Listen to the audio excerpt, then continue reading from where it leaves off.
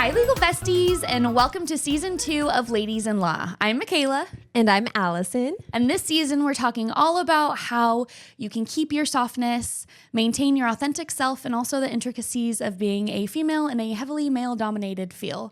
And today, we have an incredible guest. She is an incredible guest. If you could introduce yourself. Hi there, my name is Karine Karadjian. I'm an attorney and a mediator. And, you know, because you're an attorney and a mediator, there's a lot of schooling and training and all of the things that go into that. So can you kind of give us a little bit of background of who you are and how you got into both of those fields? Sure. So I went to UCLA for undergrad, and I knew then that I wanted to do law school.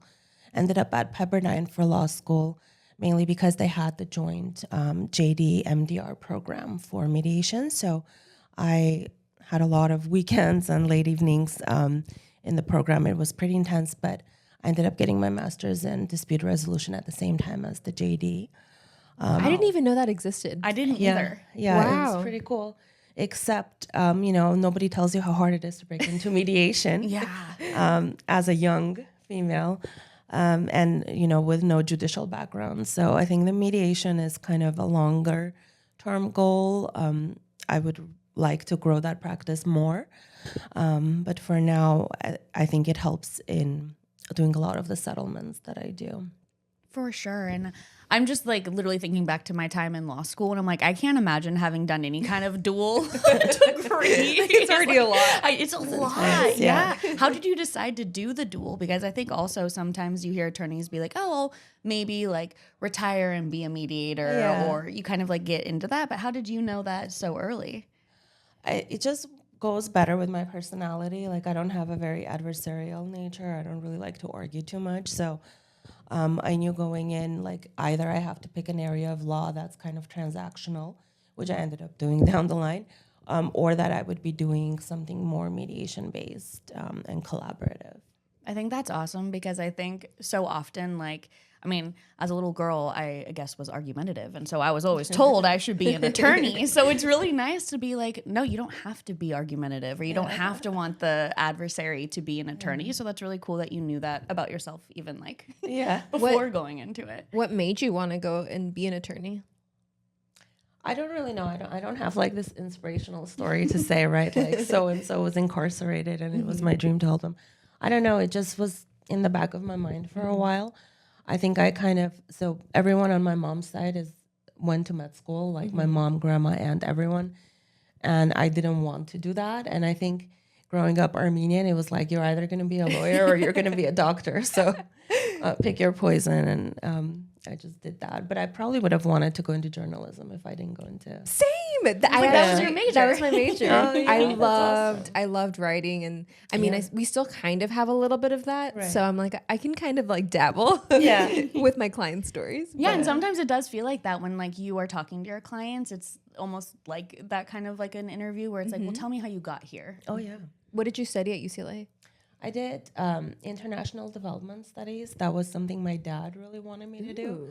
Yeah, I think he wanted me to work at the UN or something ridiculous. And then, I got bored and I added on history for myself, like as a major. And then You got bored and you're like, more school. and a Russian minor. I don't know. It was the overachieving period of my life. By the time it was law school, I was like, I just want to pass, Says someone who did a dual degree. I know. You just add an extra degree. So was it the 3-year program, or was because it was a dual degree? Was it like longer? It was 3 years, but it was a lot of weekends and a lot of I think it was Thursday, Friday evenings. There were evenings involved too. Yeah. I didn't even know that was a thing. That's really, really cool. Wow. Yeah. So you've kind of talked a little bit about your journey to law. What was your journey in terms of, you are a solo practitioner, right? You have your own law firm. So did you kind of right out the gates hit it and you're like, I'm going to open my own thing? Or did you have like a journey to get to that point? Yeah, no. So I was too scared to do anything like that. And I think it was hammered into our brains at Pepperdine, like you have to work at a firm, right? Like that wasn't even an option that you could go solo. And so my second and third year of law school, I was externing for 2 different bankruptcy judges.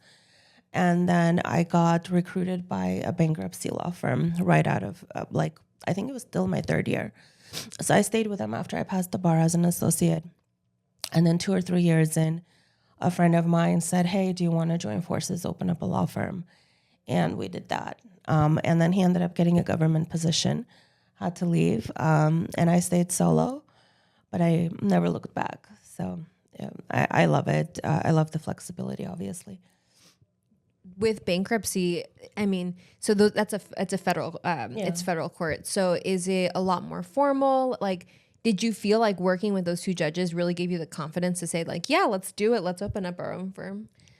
Yeah, I think that working with the judges definitely did. And also working at the firm, I kind of rose up there pretty quickly. It was a boutique firm, so you were really hands-on. And but at the time I was leaving, I was managing our entire Chapter 13 department. So, Wow. and that was amazing. like a few hundred cases at a time. It was a busy time because it was like right after the recession. And so I was confident more in 13s, which are more complicated, and less in 7s because I didn't have that much exposure to 7s. But I kind of taught myself, went along with it. And they were great mentors. They were always available to answer any questions That's I amazing. had. Yeah. I feel like sometimes bankruptcy is like a whole different like language. Yeah. For our listeners who might not have like as much knowledge in bankruptcy, do you mind explaining a little bit like what Chapter 13 and what Chapter 7? Yeah. So with a Chapter 7, you're looking at, they call it a liquidation, but it's very rare for assets to actually be liquidated. There's income caps and there's asset caps as far as what we can protect. And if someone qualifies for that, that's usually the go-to because you don't pay anything back. You get rid of all of your unsecured debt. You're done within a few months. You call it a day. You get a fresh start. For those that make too much money or they have assets that we cannot fully protect in a Chapter 7, we put them in a repayment plan, which is a Chapter 13. So you're in it for 3 to 5 years, and you pay back anywhere from 0 to 100% back to your unsecured creditors. And all of that is like this long, complicated formula depending on your budget, your disposable income. And you were managing all of that with 200 cases? At the time, yeah. We had one law clerk helping me out. She was amazing, but yeah. Wow. What so do you enjoy bankruptcy? Is that something that like you've consistently have kind of made your brand? Is that something that you enjoy doing? I really enjoy doing it. First of all, a lot of it is transactional, right? I don't take on the cases that I think are going to be heavily investigated or land people in trouble. I refer those out. And it's very rewarding to see people, the relief on their faces after we're done with our hearing and they have a fresh start. It does get a little bit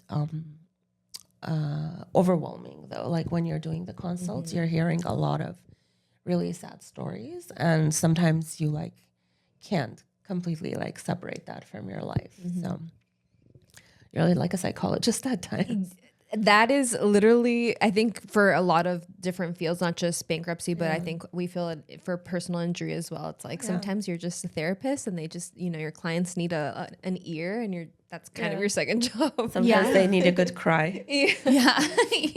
For you, like when having to have these like heavy conversations, how do you protect yourself in those moments in terms of just like allowing the heaviness to hit you, or maybe creating boundaries or doing something that allows you to kind of not have to just like sit in it? Is there something that you're like, anytime I'm feeling this way, this is how I cope? I haven't perfected that yet. I feel like it's an ongoing journey. It still gets to me a lot of times. So I don't know. I just, maybe I'll go on a walk or something and I'll try to clear my head, because a lot of times you just hear stuff like people go from 100 to 0, One thing you post a lot of, you're very active on social media, and one thing you're always posting about is like you use a lot of resources. So you have a call center, you have like a screening process, I think. How did you like know to do those things? Like, is that something you just learned as you were starting your firm? I mean, I just I got the answering service. It's been like maybe 2 or 3 years, or maybe like a little bit after COVID. It just got overwhelming because the amount of calls you get, and people like, they don't just call and say, hey, can I schedule a consult? They just go into like, and you're like, I can't be on the phone right now. Right. So It got to a point where I couldn't answer every single call, or I'm on a call with a creditor or for court. And so I got the answering service, and I've asked them to categorize like, hey, is this for bankruptcy, employment law, or personal injury? And here's a link to my calendar. And they can book like a free 15-minute consult. And I think maybe even seeing that 15 minutes is now kind of helping people cut it down a little bit, right? Because it never truly lasts 15 minutes, but it used to be like people just go on for hours after I've already said like, this isn't something I can assist you with, you know? Yeah. And I think that's the hard part, because especially for people that are starting off their own firms, like you almost kind of feel this pressure of like, I have to take every client and I have to take every case and I have to give them all my time. And it's like, your time is so valuable. Sometimes you do have court, or sometimes there's like a more like urgent matter you have to attend to. And so like you want to be there and accept a case, because like that, you know, it feels good when you're starting off. But I think you've done a really good job of being vocal about sometimes like not taking every case. And I'm curious like how you learn the confidence to say no to some cases, because I don't think that people have that off the bat when they're starting their own firm. I think just the overwhelm got to me. And so one day I was like, it's just not worth it. At what point do you decide like, okay, there's money to be made, but your happiness, your peace comes first, right? And with me, like I'm having to manage like a chronic autoimmune condition, right? And so whenever I get overstressed, my body pays the price. And so I kind of had to learn to do that. And so I'll refer things out, even if it's something that I can't get a referral fee on. It builds good relationships. I feel good knowing I've placed someone in good hands. Yeah. And I'm transparent with people, you know, saying like, this is the kind of case where it requires more energy or more commitment than I have the capacity to do as one single person. So I'm going to refer this to a colleague of mine who has more resources, has a team behind them, and they can take better care of you instead of me taking this and then outsourcing certain parts of it, or you feeling like I'm not giving you enough attention. And people appreciate that, I think. Oh yeah, that's huge. Like being honest about it. And I did ask you this before we were recording, but do you tell clients like I have this autoimmune condition, or do you try to keep that a little bit more private? It just depends on the client, the vibe I get from them, and it depends if it's a time and period in my life where that's an issue, right? So if I'm in the middle of an active flare-up and I know that there's a period where I really need to take it slow, it'll usually be with people who are already my clients. And so I'll be like, you know, I'm not going to be able to get back to you as quickly as I normally would because this, and this is happening. Or now that I'm a mom, like if something's up with my baby, right, I'm going to just tell them it's life. I am who I am. I'm a solo practitioner. My clients know that. And they appreciate the human aspect of it. I think that candor is so important. And I think attorneys aren't always the best at it. Because I think that like this profession, there can be a lot of just like posturing. Yeah. You know, like I can do it all. And it's like, you might be able to, and also we're human. Yeah. And I think sometimes it's like, if I was someone's client, I would want them to just be real with me. I wouldn't want to be like led or be like, everything's handled, it's fine. It's like, no, like I'm a real person. I'm dealing with these things. It's not that your case isn't important. It's that I also have to, you know, prioritize certain things in my life. I think there's this, like they want, some people have expressed to me, certain friends and colleagues, that like they don't think it looks professional, right, in their opinion. Or I've had people even tell me like, hey, I pick up the phone and I pretend to be my secretary. And then, I've heard that or they'll put like law group, but there's only one person, right? And then they'll be like, you know, I'm the whatever, you know, my colleagues or my team. And it's like, but there is no team, right? We're solo. So that works for some people, whatever works for them, I guess. But yeah, you're going to find the clients. Yeah. Like you're going to find the clients that like respect your authenticity. Yeah. You know, and it's like that. I mean, that's like the kind of attorney or advocate I would want to choose. So it's like you're going to find people that align with that. Yeah. And if people care more about the name or that there's a group, then like they're not your clients, you know? Like I think that that's kind of something. And there's enough for everybody, I think, you know.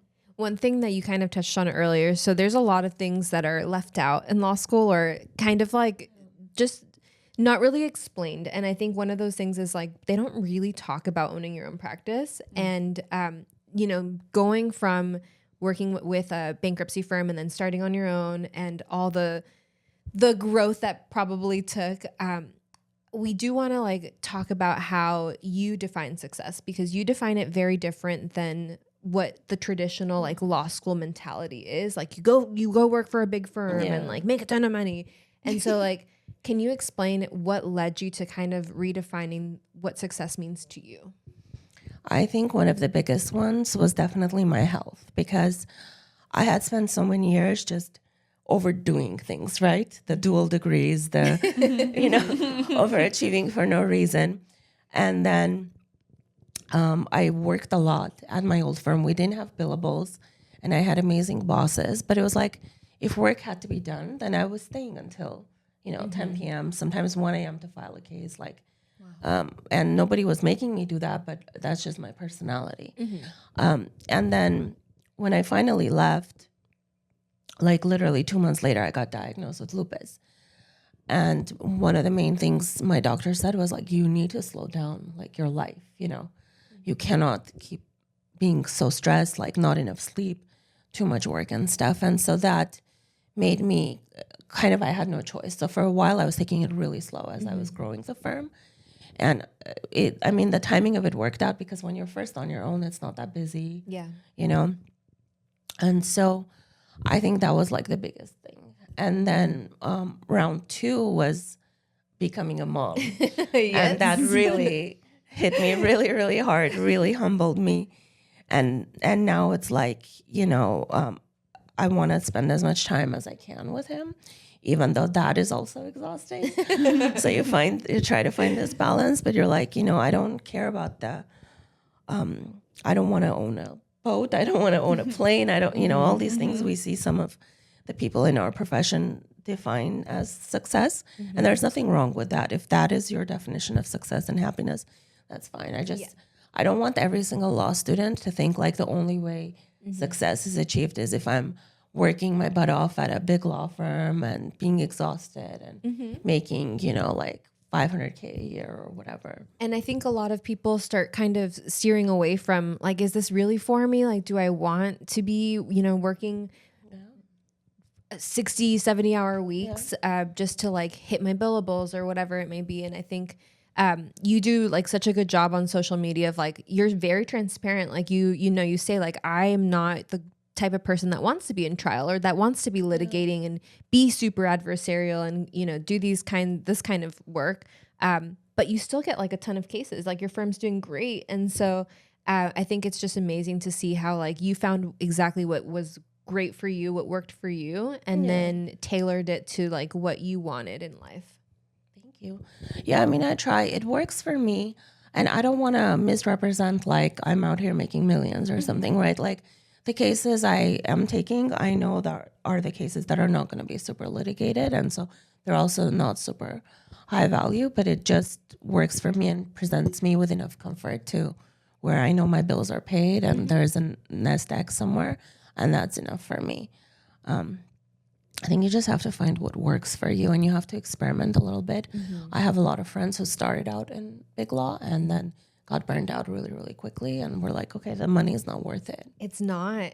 It's not. And I think it's hard when you're young because you do have this drive and like, you compare yourself to your peers. And so if they're doing it, you think you have to be doing it. But I think just when you figured out like what was working, then you went into motherhood and had to figure it out all over. Oh yeah. Yeah. Can you talk a little bit about how becoming a mom has kind of like shifted the way that you see what priorities you want in terms of like success, in terms of your business and things like that? I think I want an even bigger work-life balance to the extent that that's possible. And when I say motherhood really helped me, it's like I used to be all about work-life balance, and now I'm like, no such thing exists, right? Because there's no time. And so, I don't know, I just find myself taking on less for a little while at least until I can feel like myself again. But right now, I'm 9 months in and I'm still so exhausted. And it's only been like a month and a half since he's been sleeping, for example, that I find myself like during the hours he's sleeping, that's the time that I can work. But then I'm like, I don't have the energy, you know? So I've been turning away a lot more cases and just taking on the super easy ones for now. And that's what's working for now. Yeah. I think there's something so admirable about like your journey and your transparency that this profession honestly could use a lot more of. Because I think in law school and in the loudest voices sometimes in this profession, like success is objectively out there, you know, where it's like, this is what success looks like. This is what you're taught success looks like. But success really is subjective. Like it really is how you define it and what success means to you. And I think something in like everything you've been saying is that it's a process. It's a process. And I also, there are a lot of people in our profession who either have like mental health problems, right?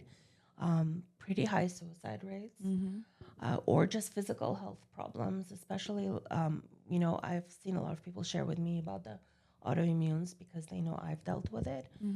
Several people dealing with cancer at such a young age. And I do think that our stress levels have a lot to do with that. Obviously, it's not everything, but I think that definitely contributes to all of that. Yes. And so who cares about the airplane or the $1 million or whatever if you're not around to enjoy that? Yeah.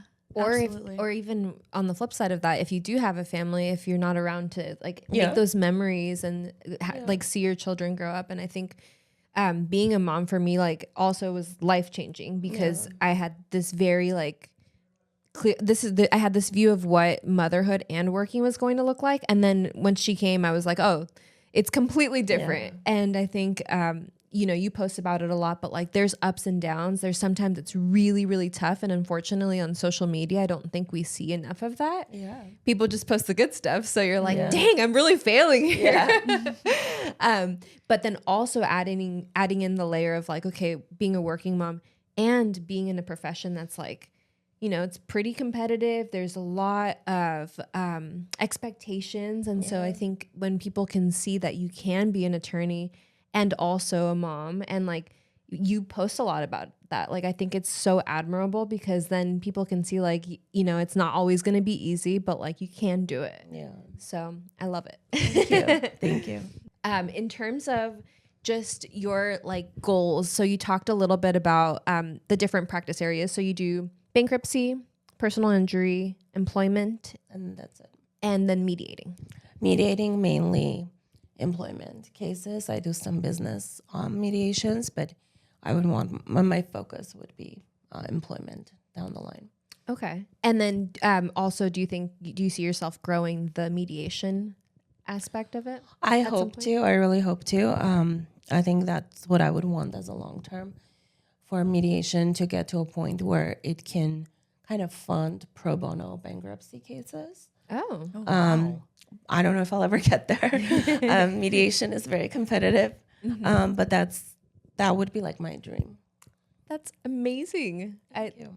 I love that. I just think your journey is just very inspirational from, you know, one, being a business owner. That's a whole like feat in itself. And then dealing with lupus and trying to like, you know, manage your health and run your business, and then motherhood. So I think we just love how you were able to redefine success for different people, and hopefully that resonates with some of the viewers. And we hope that you will tune in to part 2, where we will get into a little bit more about Karine's social media journey and how she uses her platform to continue to uplift women. Stay tuned.